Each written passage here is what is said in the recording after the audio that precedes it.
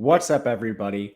Matt Gajeski here, back again with the Stokastic channel, talking preseason DFS ahead of Friday, August the 26th. We have a 4-game slate on our hands, and we will go position by position. Before we get started, make sure to hit that thumbs up button, subscribe to the channel, and hit the notification bell so you know when this and all other content goes live.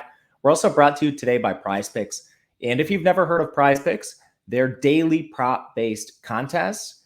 They have no sharks, no optimizers, no mass entries. What you're going to do is create lineups of player props. You can make lineups of up to 5 where you can win 10 extra entry fee, and you can go cross sports. You can do NFL preseason with college football, with MLB. You choose it, they have it, and they have a phenomenal offer for you guys. With a promo code OSMO, you can get a match deposit bonus up to $100. So make sure to take advantage of that. You can either head to PrizePicks or click the link in the video description below.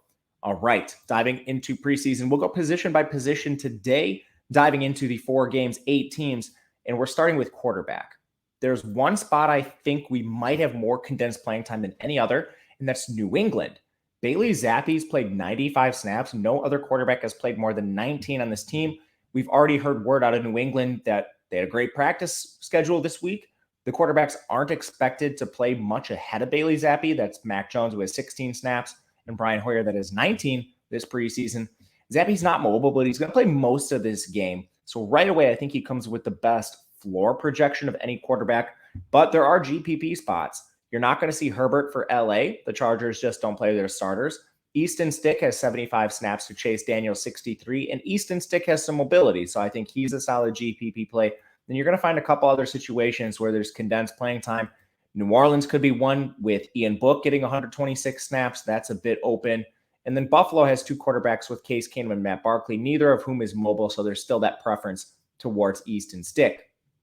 In the running back rooms, I think you can take a look at a couple teams. There's essentially 4 or 5 teams that have 3 running backs, and then a few others that have 4 and 5 active. But I do believe Abram Smith is poised for a decent spot here. He's played 38 snaps so far this preseason. That's better than both Tony Jones and Adam Prentice, who's more of a fullback. And Mark Ingram, Kamara, they're not expected to play. Dwayne Washington's been hurt. He didn't play in preseason week 2. You could see a lot of work here for Abram Smith. Again, we're splitting hairs with this sort of backfield. Like Dallas has 3 backs. Seattle, they have 5. Carolina has 3. Buffalo has 4. There are other spots I think you could look to for GPPs. But right now, at first glance, even New England has 3 healthy backs. Abram Smith might be in a 3-back committee, and at best, you could see 2. So there's a pretty narrow path of playing time here for Abram Smith. The same can be said about Tony Jones, but Abram Smith has just held the edge in playing time. He's a rookie out of Baylor. They're looking at him as a potential roster spot guy, practice squad guy. So I think he is solid. At receiver, we have to go to New England. We already talked about Zappe. And by proxy, we're not expecting much, if any, Jacoby Myers, Devontae Parker, Kendrick Bourne, Nelson Aguilar, Tyquan Thornton's hurt, and Christian Wilkerson's hurt. That leaves 3 healthy receivers for New England. Now, Christian Wilkerson's dealing with a head injury. I'd watch his status. Again, not expecting him to play, but even if some of these guys suit up, best case scenario with New England, or I guess I should say worst case scenario, we're looking at 4, 5 healthy receivers, and at best, just 3. That means Trey Nixon, 75% route rate. Lil Jordan Humphrey, 70% route rate. Josh Hammond, 58% route rate. These are guys we want to be targeting for DFS. Likewise, I think we can go to Buffalo and take a few plays here. 5 receivers because they're not expected to play their starters. That includes Diggs, Gabe Davis, Crowder, and McKenzie. Marquez Stevenson's injured. Now with cutdowns, they have just 5 receivers. Khalil Shakir, Jake Kumaro, Isaiah Hodgins, Tanner Gentry, and Neil Pau'u. Hodgins has a 61% route rate. He would be someone else I'd look at.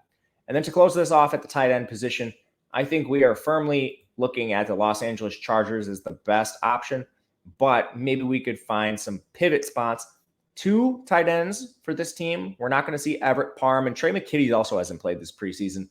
Sage Surratt has been battling an injury, so he might not even play, leaving just Eric Cromenheck and Hunter Kampmoyer for this team. Kampmoyer has a 41.5% route rate, which is at least a little eye-popping here for me. I think that is certainly something we can target in this preseason. But again, tight end is extremely volatile. I would try to spread out tight end exposure across the slate. And another guy to potentially look at is Quentin Morris, who's had a pretty good preseason, 28% route rate. OJ Howard's actually had a 35.5% route rate himself. Those would be some GPP options. Of course, let me know what you think in the comments section. Let me know what you think of these plays. Guys, you're targeting for preseason week 3, August 26th, this Friday, 4-game slate. I would love to know, and I'll make sure to get back to you. My name is Matt Gajeski on Twitter at Matt_Gajeski. Thank you guys for watching, and we'll see you again next time.